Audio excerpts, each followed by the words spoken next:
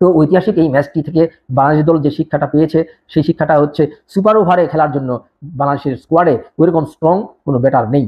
সাকিব হাসান যোগ্যতম, এর সাথে সৌম্য সরকার অবশ্যই যোগ্যতম, তবে তিনি যেহেতু সাম্প্রতিক সময় খুব বেশি আহামরি ফর্মে নেই, তার উপরে ওইভাবে ভরসা করার মতো কিন্তু কিছু নেই। তৃতীয় একজন ব্যাটার হিসেবে সেখানে নাম রাখা হয়েছে কিন্তু নাজমুল হোসেন শান্তর। তো এই হচ্ছে বাংলাদেশের সুপার ওভারের তিনজন ব্যাটার। তো আমার মনে হয় যে এখানে রিশাদ হোসেনকে থার্ড একজন অপশন হিসেবে রাখা উচিত ছিল, কারণ রিশাদ হোসেন ব্যাটে বলে কানেক্ট করতে পারলে সেটি অবশ্যই গ্যালারিতে ঠাঁই নেয়। তো রিশাদ হোসেনকে নেয়নি।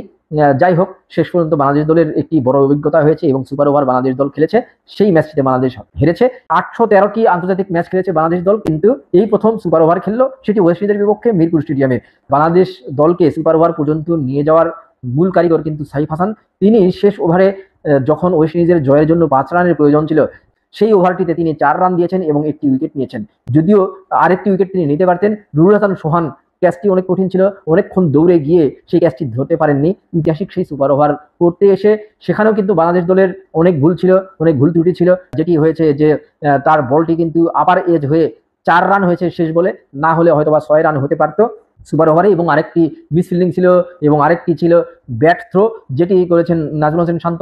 ভুল দিকে কিন্তু তিনি থ্রো করেছিলেন, যার কারণে কিন্তু যেই বলটিতে 1 রান হওয়ার প্রয়োজন ছিল সেখানে কিন্তু ওয়েস্ট ইন্ডিজ 2 রান নিয়েছিল। শেষ পর্যন্ত তারা 1 উইকেট হারিয়ে 10 রান করে। এবং বাংলাদেশ দল যখন সুপার ওভারে এই রানটি তারা করতে নামবে, এরকম একটি উইকেটে 10 রান কিন্তু অনেক বেশি। কারণ হচ্ছে যে যেই উইকেটে কিন্তু ওভার প্রতি 4 রান করে করাই খুব কঠিন সাধ্য একটি ব্যাপার ছিল, কারণ সুপার ওভারে বাংলাদেশ দল হয়তোবা জিততে পারতো। বাংলাদেশ দলের কিন্তু সুপার ওভারে ব্যাট করার মতো ওইরকম ব্যাটার নেই। আর অভিজ্ঞতা একটি বড় ব্যাপার। সুপার ওভার কিন্তু অনেকগুলো খেলেছে ওয়েস্ট ইন্ডিজ, বাংলাদেশের জন্য যেহেতু প্রথমবার ছিল এই অভিজ্ঞতা, সেখানে বাংলাদেশের পুরো স্কোয়াড ঘেটে কিন্তু মাত্র সাইফ হাসান এবং সৌম্য সরকার ছাড়া আর কোনো সুপার ওভারে ব্যাটিং করার মতো ব্যাটার খুঁজে পাওয়া যায়নি।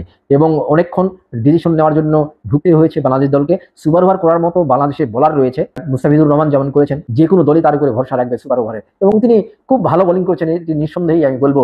কিন্তু বাংলাদেশ দল ব্যাটিং এর কারণে কিন্তু পিছিয়ে পড়েছে। যদিও আকিল হোসেন বোলিং করতে এসেছিলেন ওই সুপার ওভারটি, বাংলাদেশ দলের 11 রানের যে টার্গেট ছিল, সেই সুপার ওভারের প্রথম বলটি তিনি ওয়াইড দেন, পরের বলটি তিনি 2 রান দেন এবং পরবর্তীতে সেই বলটিকে নো ডাকা হয় এবং একটি কিন্তু ফ্রি হিট পেয়েছিল বাংলাদেশ দল। সেই ফ্রি হিটটাকেও কিন্তু কাজে লাগাতে পারেনি সৌম্য, এবং সাইফ হাসান কিন্তু শেষ পর্যন্ত জেতাতে পারেননি। সৌম্য 3 বলে 3 রান করে সাজঘরে ফিরেছেন এবং তিনি একেবারে সীমানা দূরিতে একটি ক্যাচ হয়েছেন, তার একটি শর্ট ক্যাচ হয়েছে। মাঝে কিন্তু চতুর্থ কিংবা পঞ্চম বলে আকিল হোসেন আরেকটি ওয়াইড দিয়েছিলেন, যার কারণে কিন্তু 1 বলে বাংলাদেশ দলের 3 রান প্রয়োজন ছিল। ওই বলটিতে বাংলাদেশ যদি 2 রানও নিতে পারতো তাহলেও কিন্তু হতো।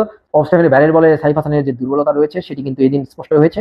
তিনি কিন্তু অফ স্ট্যাম্পের বাইরের বলগুলো খেলতে পারেননি এবং অফ স্ট্যাম্পের বাইরের বলই কিন্তু করেছেন আকিল হোসেন। সেই বলটিতে ঠিকভাবে ব্যাটে বলে করতে পারেননি এবং উইকেটের পিছনে গিয়েছিল, এবং উইকেটের পেছনে একজন ফিল্ডার কিন্তু ছিলেন প্রস্তুত, যার কারণে 1 রানের বেশি বাংলাদেশ নিতে পারেনি। শেষ পর্যন্ত 9 রান করতে পেরেছে 1 উইকেট হারিয়ে, এবং বাংলাদেশ দল কিন্তু 1 রানে সুপার ওভারে হেরে গেছে।